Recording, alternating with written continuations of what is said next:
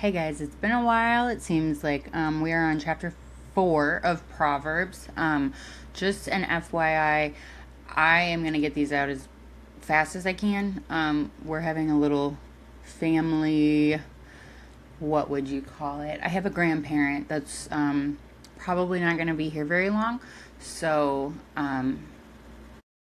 we're just going to do this when we can, and I just happen to have a few minutes before I go up to the hospital. So real quick, before I get reading, because I haven't done this in a while, I totally forgot. I am not going to be reading that other person's commentary. I had too many people say that they liked my commentary, which is awfully flattering because I didn't think it was that special, but I'm going to go ahead and do my own commentary, which also means more studying for me, but I think the Lord wants me to do that, so we're going to do that. All right. Proverbs chapter 4.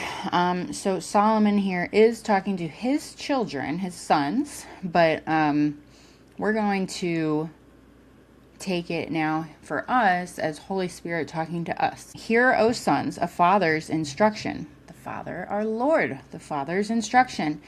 And be attentive that you may gain insight. For I give you good precepts, which means a rule or a thought. Do not forsake my teaching, and forsake means abandon or give up. So do not forsake my teaching. Verse 3, when I was a son with my father, tender, the only one in the sight of my mother, he taught me and said to me, let your heart hold fast my words. So let your heart keep my words.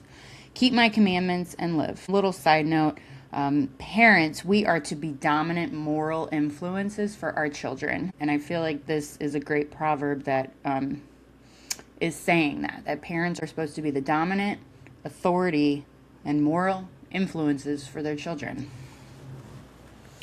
Which I feel like is getting harder and harder these days. But I know we're trying. We're doing our best.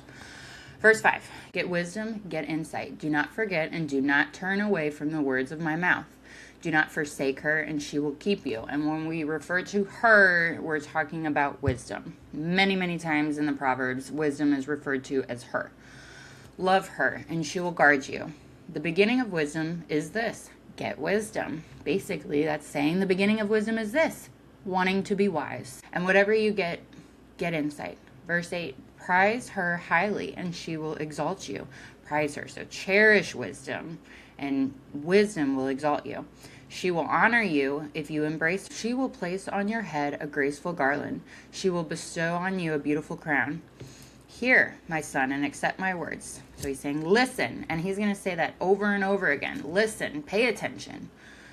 Hear, my son, and accept my words, that the years of your life may be many. So wisdom can help you live longer, that the years of your life may be many. So kids, if your parents are giving you wise instruction, it could actually save your life. There are so many things I did as a child, as a teenager, that, if I had listened to my parents' wisdom, I'm lucky. I am lucky. I am blessed. The Lord had me. I always say the Lord had me in a little bubble because there are many things that should have taken me out a long time ago. By my own hand, by my own stupidity.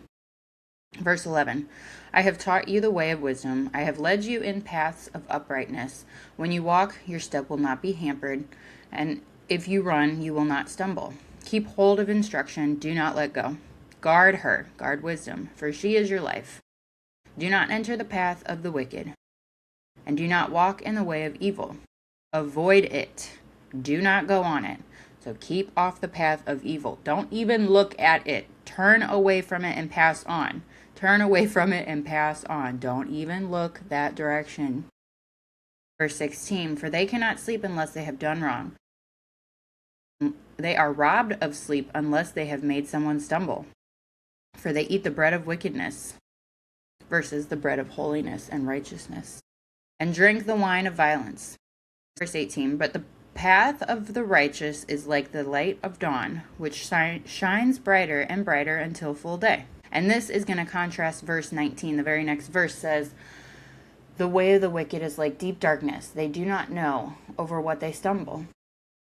Verse 20, my son, here we go. Be attentive. So listen closely again to my words. Incline your ear to my sayings.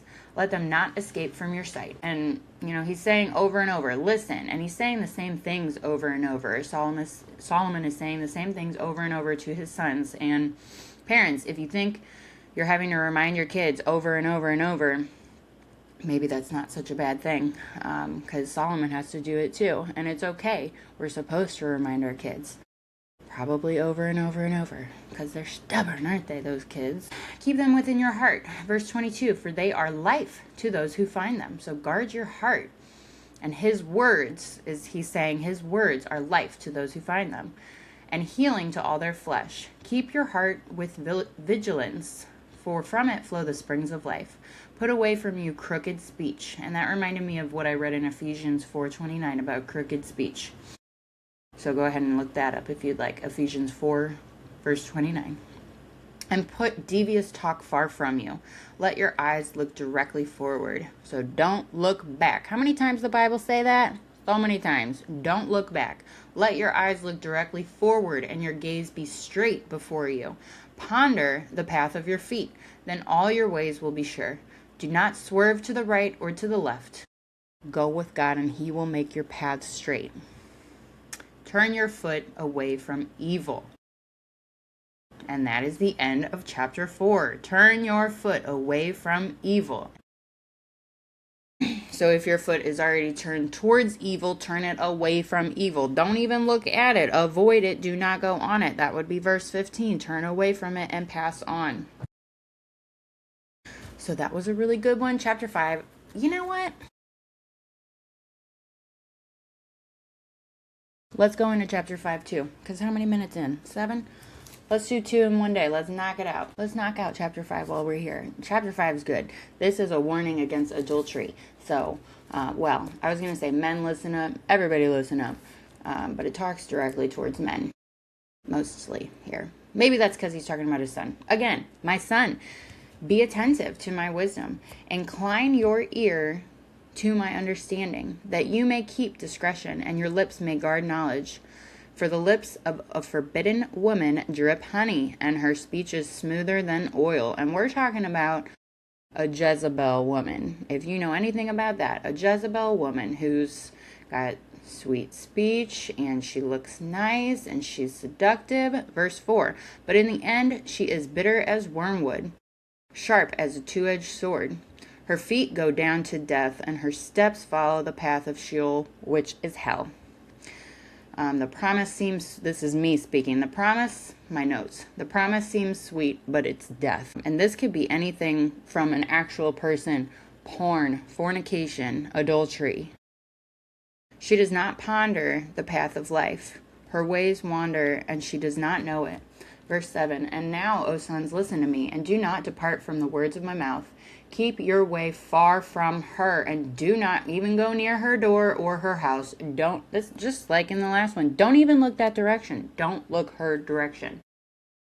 Lest you give your honor to others and your years to the merciless.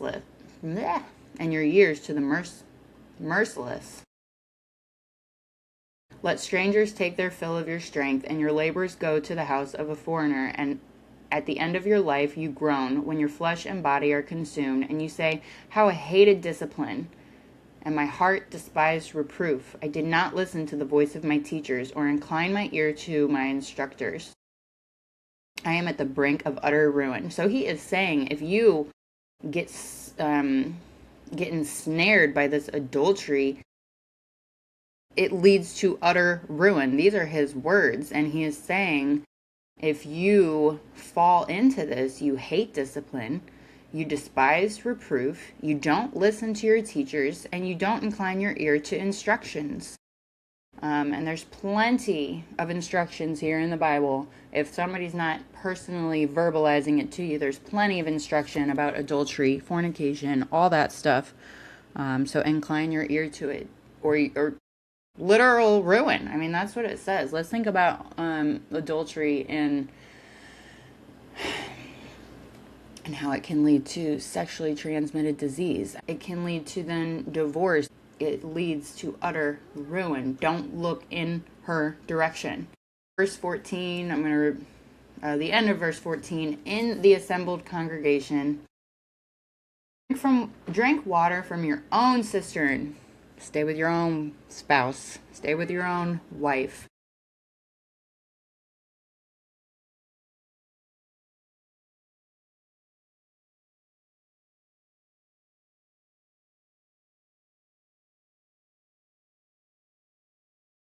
Rejoice in your wife of your youth. Oh my gosh. You hear my cat meowing. Lovely dear, a graceful doe. Let her breast fill you at all times with delight. So it reminds me of Songs of Solomon. I think that's what it is. Songs of Songs. I don't know. I mean, they get a little bit vivid in that book. But it's okay.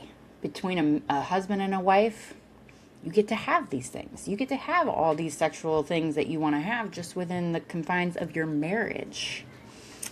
Be intoxicated always in her love.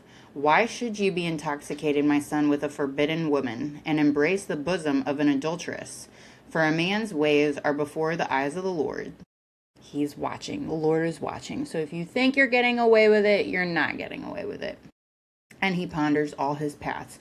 And I mean, seriously, it feels a little weird talking about sex on my channel here, but sex is a good thing. Sex is given by God. It is supposed to feel good. It is supposed to be great. And it's supposed to be with your spouse. I mean, if you have a spouse, why would you want to get it anywhere else? Like, don't be a pig.